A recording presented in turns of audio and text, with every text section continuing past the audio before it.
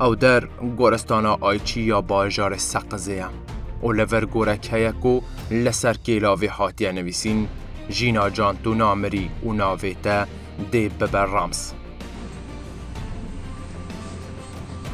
جینا امینی کچک و بیتاوان جالی جلاد تهرانی و حاته کشتن و او بیتاوانی بو سدما کو هر لوی گورستانی میرو جنین به هلویست و خباتکار به دروش ما جن جیان آزادی سرحلدانه که لدیجی دیکتاتوریا تهرانی دست بکن.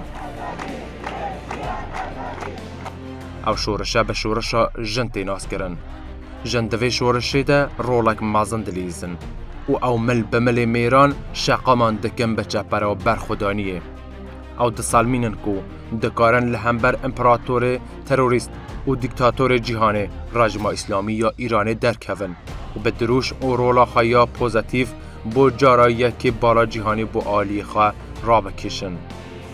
حرکت نارضایتی این جواکان به بشداری هنقات جواکی تین لدار خستن که آرمان جاوان یان چاکسازی به هستنا دنگیوان یان داخازا گوهرینا هن برپرسین پیوندی دارن. لحرکتا جواکی یا بناو شورشا جینایی به پیشنگی جنان دقاتا خباتی ده تن یک آرمان چیه و اوجی حرفینا رژیم اسلامی یا ایرانیه. مشا جنان دوی سرحلدانه ده گرینگ یک تایبت هیه و هر وک پاره زرین مافی جنان و شروع کار سیاسی ده بیجن جنج همو در فتکی مفاهی وردگرن و جبو به انجام گهشتنا داخواست کارین خواه دین اثر شقامان.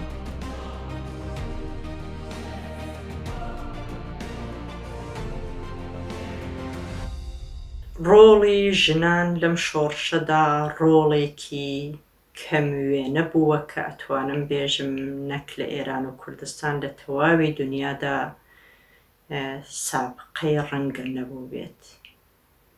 یەکەم دروشمە سەرەکیەکەی ئەم شۆڕشە دروشمی ژن ژیان ئازادی بوو. دووهەم ڕێبەرایەتی کردنی ژنان لەم شۆڕشەدا بەرچاو گرنگ بوو و ڕەنگە هەر ئەمەش وای کرده بێت کە ئەم شۆڕشە سەرەڕای ئەوەی کە خۆپیشاندەران ڕۆبەڕۆی جنایەتی زۆر مەترسیدار و گەورەی کۆماری ئیسلامی دەبوونەوە، بەڵام سەرەڕای ئەوەش هەر نەترسان و شۆڕشەکەیان درێژە پێداوە تاوەکو ئێستاش درێژەی هەیە.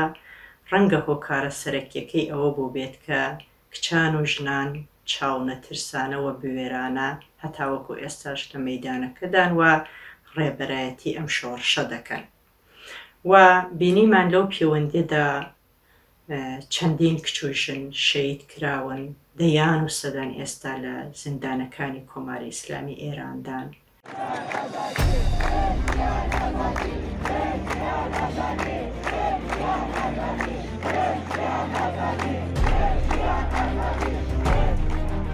دروش ما جن جیان آزادی کو بو سمبول لتواهی جهانی بو ناسینا جن نتوین جغرافیا یا ایرانه به تایبت جنین کرد سرکترین دروش ماوی شورشه بو. آیکم پیوا جن نیوه یا جوادگه ها نتوین لإیرانه پکتینه که ده حیاما سردما کمارا اسلامی ده راستی جداهی و چوساندن جور به جور هاتنه و هری زیده جی راستی ظلم و زور داریده.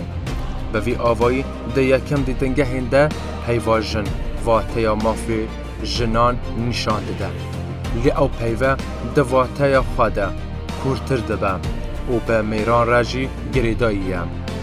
میرین آگه او هشیار به وی شورش گیهانه انجامی کو جن نیوه یا جوادگه بکتینه و دوی اعتراف به مافی یکسانی و رگزی بکن. جیان واته یا جیان دوی دروشمه ده اوکو جیان راست لهمبر رژیمک جیان کش ده گووان جیان تنه بو هن میر او جوانن ایدئولوژیک پرست او دجا فیمینیست آفراندن او جیان جبو جنان قرخ کرنه. دوی شورشی ده جیان وی یکی بومه دردخه اوا کو جن جوان و همو گلین ایرانی ازمون دکن جیان نینه و دورج جیانا سروشتی. آزادی دوی دروشمه ده پیویستیا لزگین آجن و جوانان و همو خرکین نتوین ایرانه به جواکک وگیری یا سیاسی جواکی و چاندی نشان داده. جواکک گوته ده آزادیا رامان و آخافتن، آزادیا حزبان، آزادیا چاپامنی، آزادیا چاند و گلک آزادی دنه دیده هبن. لشورش جنایی ده جنان دروشمن جدا و ناسنامه خازیدان بو میناک ده کردستان و بلوچستان و جغرافیای نتوین دنه ده او داخازا ویده برنا خاوکان ناکن او داخاز حرفینا دستحالاتا ناوندی و پاروکرانا دستحالاتی بسر جوادگهین ده جغرافیای ایرانی دادکن. ئەوەی کە ئێمە ئەیبینین مەسئلەی سنوردارکردنی ماف و ئازادیەکانی ژنان لە ئێران بنەمای یا بڵین بەردی بناغەی دەسەڵاتی کۆماری ئیسلامی ئێران پێکدێنن و ئەو بۆیە ئەوەی کە ژنانیش داوایان ئەکرد لە شۆڕشی ژینادا چوەک لە بڕێ دروشم یا ئەوانەی کە وەک بژن ژیان ئازادی ڕەنگی ئەداوە ساختاری کۆماری ئیسلامی ئێرانی لە ڕاستیدا ئەگرتە نیشانە و ئەوانە فرەتر لە دروشم بوون، یعنی ئەتوانین بڵین ئەمانە هوشداری بوون، چونچ دروشم شتێکە کە ئەدرێ بۆ ڕەنگە لە زۆر حاڵەتدا بۆ چاکسازی بدرێ، بەڵام ئەوەی کە ژنان کردیان چاکسازی نەبوو، بەڵکو داوای ڕووخاندن و تێکداماڵینی ساختارێک بوو کە چەندین ساڵ بوو ماف و ئازادیەکانی ئەوانی کرد بۆ نیشانە. دیارترینەکەی ئەوە بوو کە دروشمهایەکیان دەدا کە ماف خوازانە بێ و داوای مافە سەرەتاییەکانی خۆیانیان دەکرد، زۆر هۆبیەت تەڵەبانە بوو. ئەمە دەتوانین بڵێن کە هەمووی دەسوڕایەوە لە دەوری دروشمی ژن ژیان ئازادی کە خۆی فەلسەفەیەک لە بوون، ئازادی ژیان و ئازادی ژن دەگرێتەوە کە لە هەموو مەکتەبێکی سیاسی و ڕزگاری خوازانە دایمە دەبینین کە هەتا ژن لە کۆمەڵگە ئازاد نەبێ ئەو کۆمەڵگای ناتوانێت ئازادی بەخۆیە ببینێ، بۆیە ژن، پیا و مناڵ، پیر هەموو لە دەوری ئەم دروشمە کۆ دەبوونەوە و دروشمی ژن ژیان ئازادیان دەوت کە خۆی بەڕاستی پڕاوپەڕ لە داخوازیەکانی خەڵکی کوردە. دروشمە واتە دروشمی ژن ژیان ئازادی ئەتوانم بێژم دروشمی سەرەکی ژنان بوو لە کوردستان، بەڵام لە جێگاکانی تروە لە شارەکانی دیکەدا بەتایبەت لە شارە فارسنشینەکاندا دروشمی دیکەی جۆرە و جۆر زۆر دەوترانەوە، وەکو نەڕووسەری، نەتووسەری، ئازادی و بەرابەری، عەدالەت، ئازادی نەبەهێجا بە ئیجباری، عەدالەت، ئازادی پوشش اختیاری، زان زندگی، ئازادی، مرد میهن ئابادی، حکوومەت زەد زەن نەمیخوایم. ئەمانە بەشێک لەو دروشمانە بوون کە لە جێگاکانی دیکە دەوترانەوە و ئامانجی سەرەکی ئەگەر زۆر بەوردی لە ئەم دروشمانە بکۆڵینەوە بۆمان دەرەکەوێت کە ئامانجی سەرەکی ئەم دروشمانە هەڵوەشاندنەوە و دژایەتیکردنی نظامی دژە ژن و ئیسلامی کۆماری ئیسلامی ئێرانە کە هەموو مافەکانی ژنانی تێدا پێشێل کراوە و دژی ماف و ئازادیەکانی ژنانە.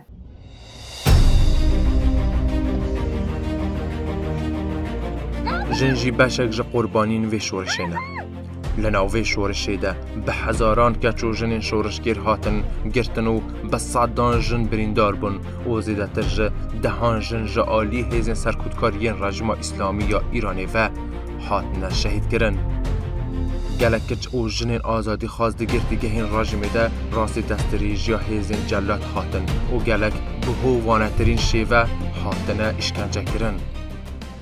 ئامار و بەڵگەکانی هەنگاو کە لە سەرەتای شۆڕشی ژیناوە کۆمان کردووەتەوە و بەپێی بە دوواداچوونهایەکە لە هەر لە سەرەتاوە هەتا ئێستا لە چەند قۆناغا ئێمە ئەنجاممانداوە لە کاتی شۆڕشی ژینا لە ناوخۆی کوردستان 136 هاوڵاتی کورد لە شارە جیاژیەکانی کوردستان و ئێران گیانیان لەدەستاوە کە لەو ڕێژەیە 6 کەسیان ژنن کە بە تەقی ڕاستەوە خۆ بە لێدانی باتوم و بە ئەشکەنجە گیانیان لەدەستاوە.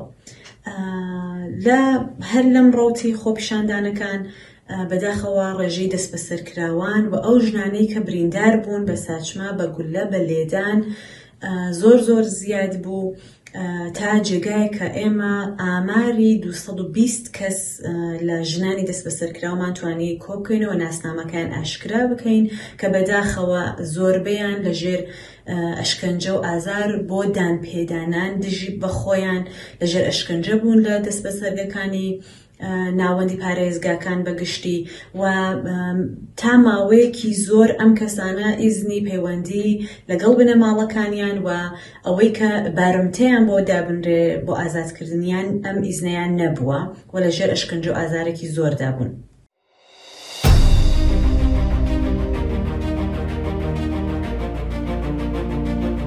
یەکمین شۆرش ئاژی کۆمبوونا ناڕزایەتیە ژنان و دیگەرە لەسەر ناوەڕاستە سادەیە نووزدان کۆ ژنین کەتکار ئین کارگەها کنجدۆرینێ لە نیویۆرکا ئامریکایە لە مەها مارسا 1857 ئازایینی در حق دەست و ڕەفشا نەقەنج ئاخە ڕژیانە سەر شەخەمان لەڤەر پۆلیس ئێریشی سەروان کرد و ئەو ڕاستی لێدان و کوتانی هاتن وانژنان پشتی 2 ساڵان جاردن ده هەمان مەهێدە یەکمین یەکیتیا کەتکاری تۆمار کرن نەڕزایەتی بەردەوام بوون داکو ده ساڵە 1908 ئازایینیدە 15000 ژن di نیویۆرکê ji bo demjimêrên kêm ên karî heqdesta zêde û hebûna mafê dengdanê di xwenîşandanek mezin de beşdarî kirin. Medehek piştî hingê di 25 Marsê şûn da li Nîwyorkê kargehek cilûbergan hate şewitandin. Li vir herî kêm 140 ketkarên jin ên kincdûr hatine şewitandin. Ji bo ewlehiya kêm a kargehan û qurbaniyên zêde di vê bûyerê de bi hezaran jin li seranserê Ewropayê di 8 Marsa 1913 de dest bi xwenîşandanek aram kirin. Ji vê demê şûn de 8 Marsê bo roja jinan û piştî vê rojê hetanî niha serhildanek vesa mezin yan jinan nehatibû kirin. Lê serhildana jin jiyan azadî li Îranê mezintirîn serhildanek din a jinan e ku dê di dîrokê de bê tûmar kirin. Serhildanek ku jin tê de bi girseyî beşdarin û daxwaza mafê xwe vekheviyê dikin. Tevîvan hemû çelencan şoreşa jin jiyan azadî bi pêşengiya jinan di niha de destketên pir girîng bi dest xistiye. Di vê serhildanê de jinan kariye hin azadî û derfetan bi dest bixin û hebûna wan di qada giştiya ciwatgehê de zêdetir xuya bibe. Vê serhildanî kariye hişyariye li ser pêwîstiya dadmendiya civakî û vekheviya regezî bilind bike. û gelek ji takên ciwatgeha netevan di Îranê de ji bo beşdarî di serhildana bû azadiya jinê û rûxandina dîktatûriyê de han bide.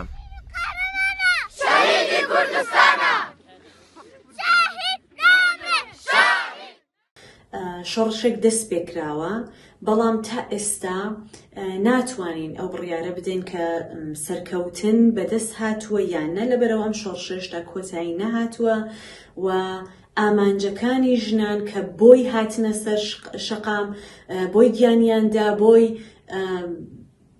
دنیای گرتەوە لە ڕاستیە و پشتیوانی جیهانی بە دوای خۆی داهێنا ئامانجەکانیان هێشتا پێک نەهاتووە دەست نەهاتووە بۆی ئەم شۆڕشە تا ئێستا بەردەوامە بەڵام لە ڕوانگەیەکەوە دەتوانین بڵین تا ئێستا سەرکەوتوو بووە لەبەرەوەی کە جیا لە شۆڕشەکانی دیکەی کە لە ناو ئێران و لە کوردستان دەستی پێدەکرد و هاوکات سەرکوتێکی تونند و تیژ دەیگرتەوە و دەتوانین بڵین کۆتایی پێدەهات ئەم شۆڕشە جیاوازی ئەوە بوو کە لەگەڵ سەرکوتێکی بێوێنە و دڕندانە لەلایەن جمهوری ئیسلامیەوە بەڵام شۆڕشەکە تا ئێستا زیندووە و بەردەوامە خەڵک بە تایبەت ژنان لە هەر مەجالێک لە هەر فرسەتێک کەڵ وەردەگرن و دێنەوە سەر شەقامەکان و بە دوواداچوون بۆ داخوازیەکانیان دەکەن و داخوازیەکانیان هاوار دەکەن. یەکێک لە نمونونەکانی ئێمە لە نەورۆز دیمان کە خەڵک بە تامەزرۆییەوە سەردانی بنەماڵەی کوژراوەکانیان دەکرد سەردانی بنەماڵەی دەست بەسەرکراوەکانیان دەکرد و زۆر بە یەکگرتووانە داخوازیەکانی ژنانیان بەرز دەکردەوە پاڵپشتیان لە دایکانی شەهیدان دەکرد پاڵپشتیان لە ئەو متالبات و داخوازیانە دەکرد کە لە ڕەوتی شۆڕشی ژینا خەڵک هەستی پێ دەکرد کە دەبێ داوای بکەنەوە لەسەر شەقام بمێننەوە. د شۆڕشا ژن ژیان ئازادیدا ژنên neteveyên coğrafya ya Îranê ezmûnên baş bidestxistine û yekgirtina van diqatên şoreşê de yek gotarî û dirûjmên van li dijî rejîma îslamî ya Îranê bawer bixwebûna van û her wisa van divarê nefermaniya medenî rêberîkirina şeqeman piştevanîkirin ji texûqatên ciwatgehê û dehan mînakên dinê de ezmûnên baş bidestxistine da ku bikarin di berdevamiya şoreşê de dersê ji derbasbûyî vergirin. Di vê serhildanê de hate selmandin ku şoreş bi bêhebûna jin ser nakeve.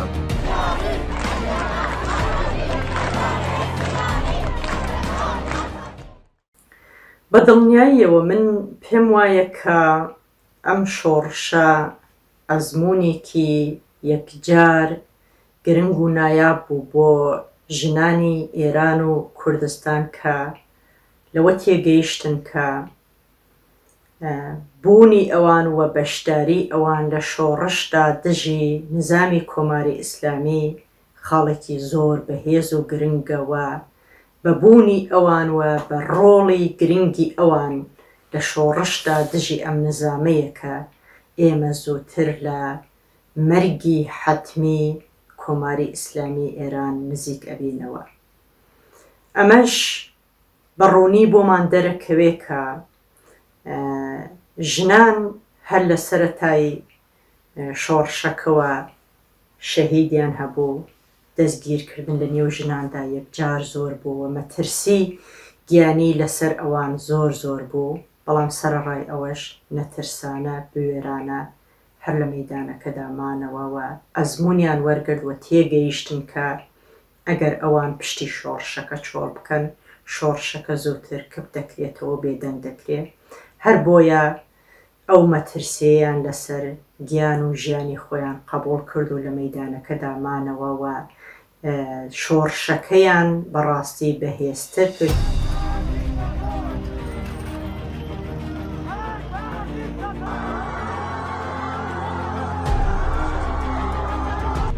ئەو شەقامên کوردستانê ne çeperên berxwedanî û nasyonalîstî li dijî dagîrkerî ew jinane ji bo azadiya ax serhildanê dikin. Ew jinane ji bo nehêştina çewsandina van ji alî dagîrker ve û ji bo mafê yeksanî di nav ciwatgehê de li ser şeqamanin. Ew jinên Kurd in. Ew di cîhanê de bi sembola xwarageriyê têne nasîn. Herçi qas ew serhildane bi yekrêzî û yekgirtina neteveyên coğrafya ya Îranê tê nasîn, lê daxwazkariyên hin ji wan cuda ne. Bo mînak ger li bajarê navendê xweşpêjîviyek ji bo van bê afirandin yan hin daxwazkariyên van yên sereke bêne qebûlkirin vek vêdebirina xavikan û azadiya gotin û hin daxwazkariyên din, ew dê dew ji serhildanê berdin. Lê jinê neteveyên din ên coğrafya ya Îranê van azadiyan naxwazin. Ew daxwaza hikûmetek sekular dikin. Ew daxwaza xwebirêveberiyê dikin. Li vir min ji hin lêkoleran pirsî gelo daxwazkariyên jinan li bajarên navenda Îranê çine û li coğrafyaya neteveyên din yên Îranê çine.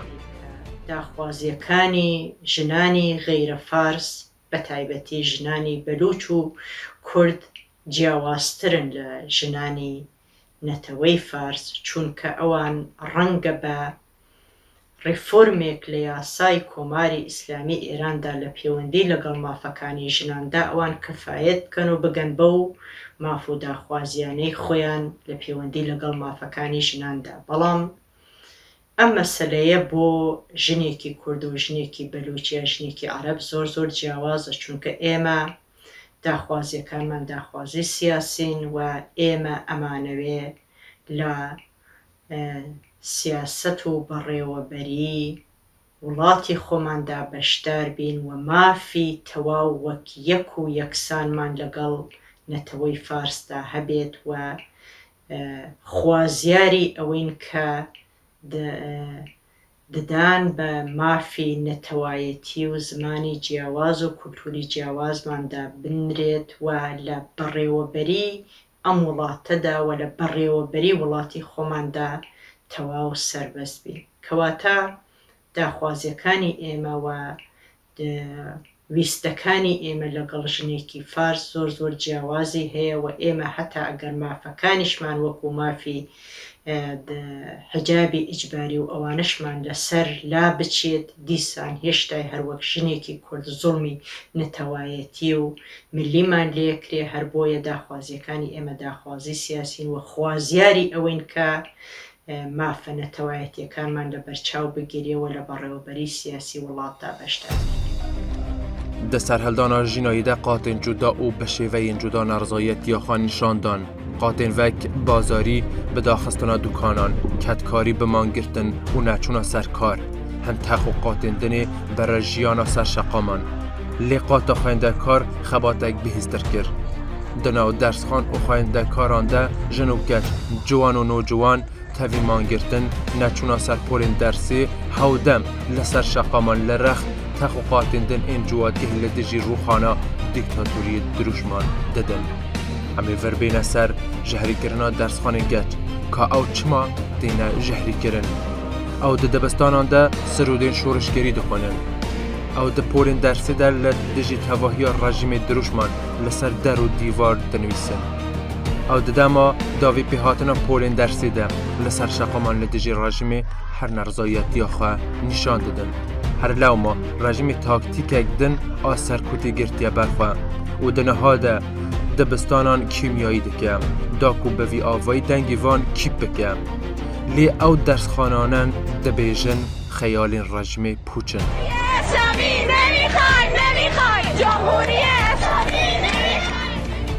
لە میانەی شۆڕشی ژینادا کە بزوتنەوەیەکی فرەڕەهەند و بەهێز لە ئارادایە بە جۆرێکە سنوورەکانی ئێرانیشی تێپەڕاندووە و لە هەموو دنیا کاردانەوەی بووە، ژنان فاکتەر و ئاکتەری سەرەکین، بە تایبەت قوتابیان لە هەموو دەورەکان تەنانە سەرەتاییش.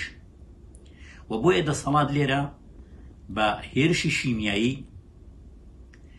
ئەو بزوتنەوەیەی کردوتە ئامانج تا لەلایەک کچە قوتابیەکان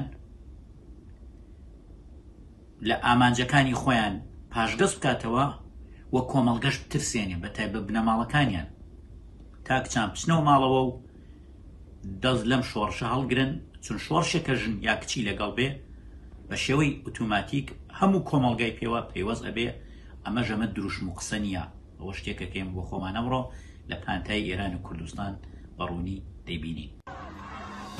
مەسەلەیە ژنان لە ئیرانی نەتەنێ ڕەگەزی، بەلکی نەتەوی، ئولی، نژادی û تەبەقاتیە.